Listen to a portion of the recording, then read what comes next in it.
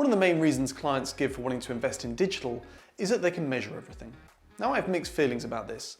For a start, it's not actually true. There's all sorts of things in digital you can't measure. But more importantly, it suggests that somehow a channel's ability to be measured increases its value. Now being a contrary bastard, I'd suggest the exact opposite. That because marketers are drawn to those channels that are easy to measure, they invariably become the ones that are the most saturated. So here are 5 things that are not easy to measure, but that absolutely matter. We'll get the obvious one out of the way first, and that's most forms of offline marketing. Now the interesting thing is that while offline marketing is indeed a relative pain in the arse to measure, that doesn't mean it can't be measured. And when it is, it turns out that it does really rather well. Printed ads in magazines, billboard advertising, direct mail, these channels, when executed with diligence and imagination, often outperform their more sprightly digital siblings. And we shouldn't be surprised. These things worked for 100 years before the internet, and the main difference now is that there's way less competition. Secondly, we have the majority of app and email activity.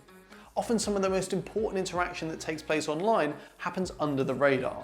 We don't know what's being shared via WhatsApp or Facebook Messenger or email, but does that in any way reduce its value or mean that we shouldn't take measures to try and encourage those things?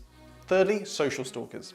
So I've had a couple of conversations with prospects recently who have referenced the fact that they've watched my videos on LinkedIn and it was that triggered them to make contact. The interesting thing is that none of these people had ever previously engaged with my content. So I'm left to draw one of 2 conclusions.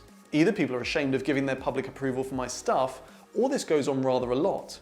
And for the purposes of this video and my rather delicate ego, we're going to suggest the latter. Number 4, so many areas of SEO. How does a brand gauge its relationship with a certain keyword set now that keyword data is so limited? There is also a real lack of sentiment signaling within organic search. In real life, you can talk to people and get feedback. Even via social media, you can see their comments, their likes, etc. Now, people will argue that website engagement provides an indication of organic landing pages that do provide a good user experience. But maybe dwell time is high precisely because users can't find what they're looking for. In truth, organic search is a veritable black hole of audience insight. Finally, and perhaps most importantly for a lot of B2B organizations, just about anything you do when your audience is super niche.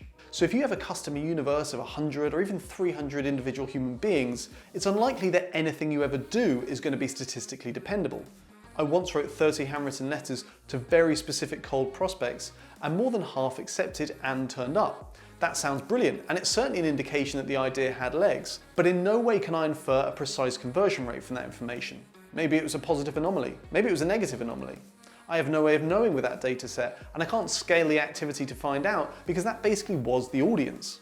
The point here is not to challenge the value of KPIs. We should obsess over that stuff when it's available. However, there's a danger that by attaching so much importance to it, at some point we prioritize our ability to measure our impact over our impact itself.